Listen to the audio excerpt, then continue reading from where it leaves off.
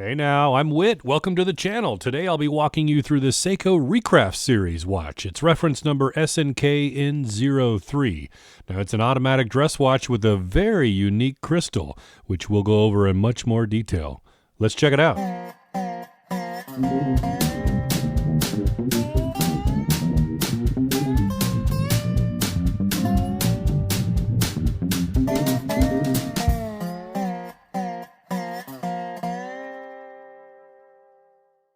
So I've got a great attachment to this watch. It was the first one that I bought specifically with the idea of flipping, but as you can see, it's still here with me in my hands. It's got this unique faceted crystal that doesn't even come close to being captured well in pictures, or even here in this video, honestly. Truly lives up to the cliche, you have to see it in person. But it's got this excellent stainless steel bracelet, which is brushed finishing down the center links, and a high polishing on the outside links. It's got a double push-button fold-over stamp deploying clasp without a safety latch, and the clasp is engraved with the Seiko signature. Features solid end links, and they tuck discreetly under this beautiful cushion case.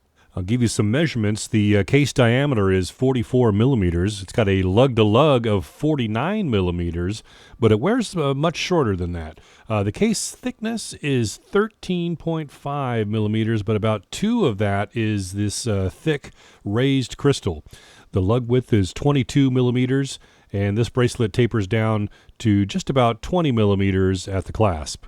All right, I want to share some more with you about this dial. There's what appears to be a darker blue outer ring, which the indices are applied to, that has a gradient transition to the lighter color of blue that matches the inner dial that is the sublayer underneath this outer ring, a sandwich, if you will. But this faceted crystal is what comes into play to create some real character on this dial. You can see this beveled edge on the top and bottom there. That causes light to hit the dial from different angles, and in most cases results in the appearance of like lines or waves on the dial.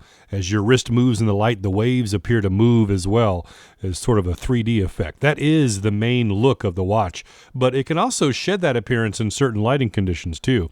So from a side profile, you can see that the beveled crystal slope kind of matches that of the downward curve of the lug. So it's got a very slick integration. The dial features very intricate brushed swirls that really only make themselves visible to the naked eye under very close viewing, and again, just the right lighting. It's almost kind of a shame because the detail is just so sharp and beautiful, but it doesn't really come into play, like I said, just in normal viewing.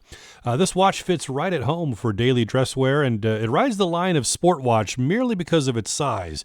On larger wrists, it appears more dress-friendly, but I imagine it would be too big as merely a dress watch for smaller wrists. It can take on a few different looks with some strap swaps, but I've found that I really prefer it on the included bracelet. It's just very comfortable and matches the watch perfectly. The way the H-links articulate, it just seems to contour to my wrist perfectly and always feels so buttery smooth inside and out. Just a great bracelet. This Recraft Series watch runs on the Seiko 7S26C automatic movement. It beats at 21,600 vibrations per hour. It's got 21 joules, 41-hour power reserve, and 60 Gauss magnetic resistance. It does not have hacking ability. The second hand won't stop when the crown's pulled out in the time setting position, unless you use the back hacking trick of applying a bit of backwards resistance with the minute hand, best accomplished with the power reserve nearly depleted. And something I thought I could deal with, but I have since found it a bit off-putting, there's no hand winding. So you're reliant upon the movement of your wrist while wearing the watch, or the good old Seiko shuffle to top it off. And because of this, I've found that the time accuracy will vary greatly depending on your use of the watch, whether you're wearing it for the automatic movement part or shaking it to wind before and or after it sits in the watch box.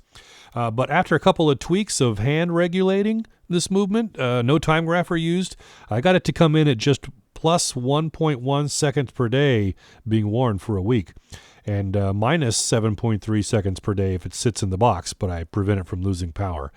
The day-date complication functions smoothly with a snap at the exact flip over, and the process starts slowly at about 10:15 p.m. with the final settle of the day of the week resting at about 3 a.m.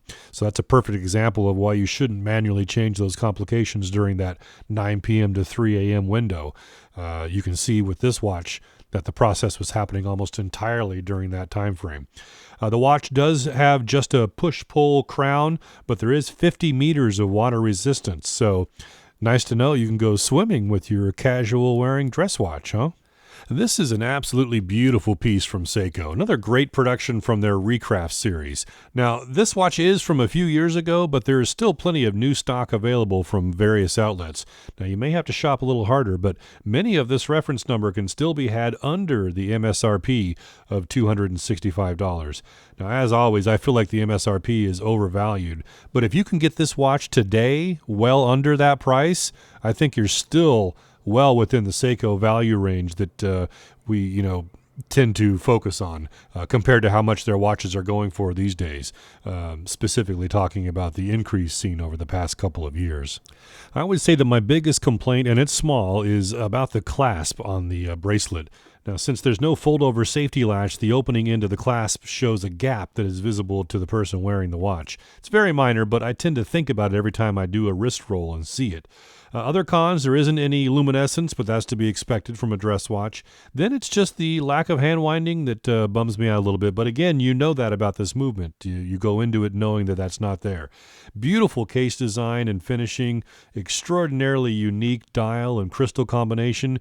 It's got 50 meters of water resistance in a dress watch and a classic retro look that feels very modern. I would have never bought this watch for myself, especially based on the manufacturer's promotional photograph. But once I saw this watch in person, man, it appealed to me on a level I wouldn't have imagined. It's pretty cool to stumble across a watch like that.